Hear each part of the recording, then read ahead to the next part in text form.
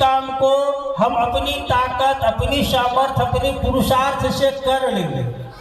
जब तक आदमी को ऐसा लगेगा कि इस काम को हम अपनी ताकत, अपनी सामर्थ्य, अपनी पुरुषार्थ से कर लेंगे, वह आदमी किसी से मदद लेना नहीं चाहेगा।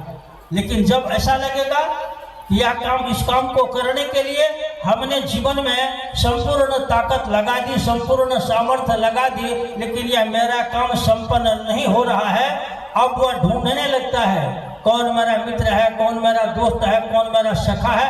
अब वह मदद की अपेक्षा करता है। तो गुरु के बारे में कहा गया, गुरु ऐसे व्यक्ति को मिलते हैं जो व्यक्ति अपनी ताकत, अपनी सामर्थ्य, अपने पुरुषार्थ से ईश्वर को प्राप्त करने का ताकत रखता है। गुरु के बारे में कहा गया कि गुरु के शरण में ऐसे लोग जाएंगे जिनमें गुरु शिष्य भाव, शिव भाव का आवेश जगाएंगे। ऐसे लोग जो हारे हुए नहीं है, थके हुए नहीं है। कहा कि गुरु ऐसे लोगों के जीवन में शब्द से यानी बोलकर, स्पर्श से, शिष्य के चेहरा को स्पर्श कर, छू करके, दर्शन से अपना चेहरा दिखा करके शिष्य के मन में शिव के प्रति आवेश जगाते हैं। इसी जगह हमारे यहाँ कहा गया सदगुरु के बारे में, सदगुरु के बारे में कहा गया कि सदगुरु के शरण में वह आदमी जाएगा जो थका हुआ आदमी है।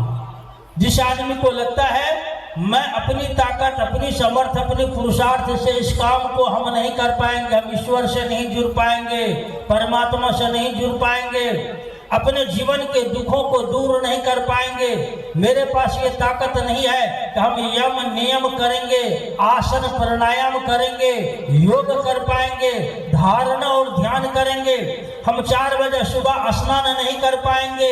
ऐसे लोगों के बारे में कहा गया ये लोग जाएंगे सदगुरु के शरण में।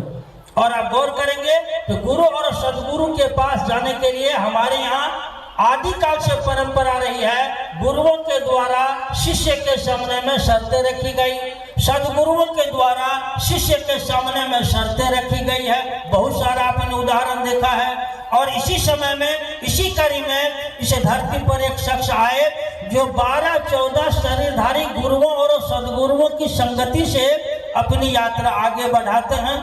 इनके जीवन में आ गए शिव गुरु के रूप में। कहानी आप जान रहे हैं। मन में एक सोच आया कि जब कहा जाता है कि गुरु भगवान होते हैं तो भगवान गुरु क्यों नहीं। और जैसे ही मन में यह सोच आया कि गुरु भगवान होते हैं तो भगवान गुरु क्यों नहीं, साहब श्री हरिंद्रानंद जी, जिनका मन ठहर गया, रुक गया शिव के पास, और आपने भगवान शिव को गुरु मानकर अपने यात्रा की शुरुआत की।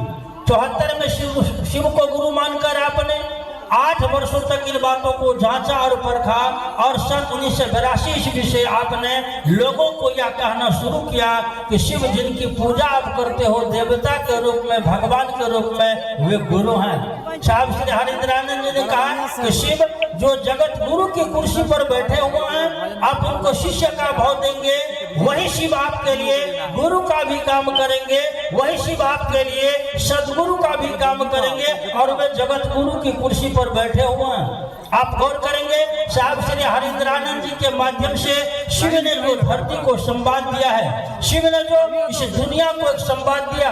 साहब श्री हरिंद्रानंद जी ने कहा कि शिव का शिष्य बनने के लिए किसी भी प्रकार का कोई शर्त नहीं चलेगा।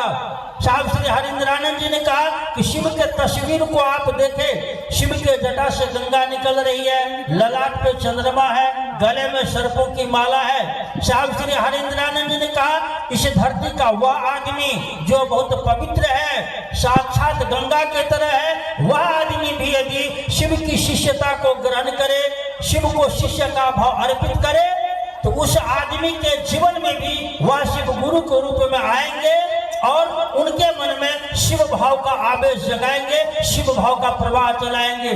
साहब श्री हरिंद्रानंद जी ने कहा कि जैसे शिव के ललाट पे चंद्रमा है, चंद्रमा के बारे में हमारे यहाँ कथा है कि चंद्रमा कलंकित है, चंद्रमा श्रापित है। साहब श्री हरिंद्रानंद जी ने कहा समाज का वह व्यक्ति जो श्रापित हो, जो कलंकित हो, जिसका कहीं कोई महत्व नहीं हो, वह आदमी भी शिव की शिष्यता को ग्रहण करे, शिव को अपना शिष्य भाव 3 सूत्र के माध्यम से अर्पित करे, शिव उस व्यक्ति के मन में भी शिव के प्रति आवेश जगाएंगे और वह व्यक्ति भी चंद्रमा की तरह पूरी दुनिया में पूजित होगा। इतना ही नहीं, साहब श्री हरिंद्रानंद जी ने कहा, जैसे शिव के गले में हम लोग देखते हैं सर्पों का माला, साहब श्री हरिंद्रानंद जी ने कहा, धरती का वह आदमी जिसका काम है वह चलेगा तो टेढ़ा ही चलेगा, सीधा चलेगा ही नहीं, वह बोलेगा तो जहर ही उगलेगा। संसार का वह आदमी जो व्यक्ति को व्यक्ति से तोड़ता है, जो व्यक्ति को व्यक्ति से लड़ाता है, जिस व्यक्ति को देख करके आदमी अपने घर और खिड़की को का दरवाजा बंद कर लेता है, वह साक्षात सर्प के समान है। साहब श्री हरिंद्रानंद जी ने कहा कि सर्प के तरह जहर उगलने वाले व्यक्ति भी यदि शिव की शिष्यता को ग्रहण करे, शिव की शिष्यता को ग्रहण करे और शिष्य भाव अर्पित करे, तो शिव उस व्यक्ति को भी सर्प के तरह अपने गले में लेगा और वह सर्प शिव से सटकर दूध, लावा, धूप, धूमन प्राप्त करने का अधिकारी होगा। लेकिन सर्प को यह याद रहे कि मैं शिव के गले का सर्प हूं, मैं शिव की ओर जा रहा हूं। लेकिन यदि वही सर्प शिव से दूर भागेगा तब क्या होगा? वही सर्प यदि शिव से हट रहा है, शिव से दूर भाग रहा है, तो शिव से दूर भागते ही उसी सर्प को, जो सर्प हमको मिलता है रोड पर, घर पर, क्या हम उसको दूध लावा देते हैं? नहीं, उसको हम लाठियां देते हैं। साहब श्री हरिंद्रानंद जी ने जगत गुरु शिव की शिष्यता की जो अवधारणा आज के समय में इस कलिकाल में धरती पर दी है, आप जब गौर करेंगे तो पाएंगे कि शिव का शिष्य होने के लिए इस धरती पर कोई भी आदमी स्वतंत्र है, किसी भी प्रकार का यहाँ कोई शर्त नहीं है, ना जाति का, ना धर्म का, ना संप्रदाय का, ना रुचि, प्रवृत्ति, स्वभाव और संस्कार का। इसीलिए गुरु, सदगुरु और जगत गुरु की जो अवधारणा है, आ रही है बरखा दीदी हमारे आपके बीच। हम तो चाहेंगे आयोजक ने यही प्रश्न बरखा दीदी से भी, हम लोग के समय का थोड़ा अभाव है और हम लोग इस विषय पर विस्तृत रूप से सुनेंगे बरखा दीदी से। हम अपनी बात को भी बंद करेंगे और हम चाहेंगे, निवेदन हम करना चाहेंगे, आप भाई जो विषय है विषय आप सुनिए। विषय बड़ा विषय या ऐसा विषय है जिस विषय के बिना भगवान शिव की शिष्यता की कल्पना ही नहीं की जा सकती है।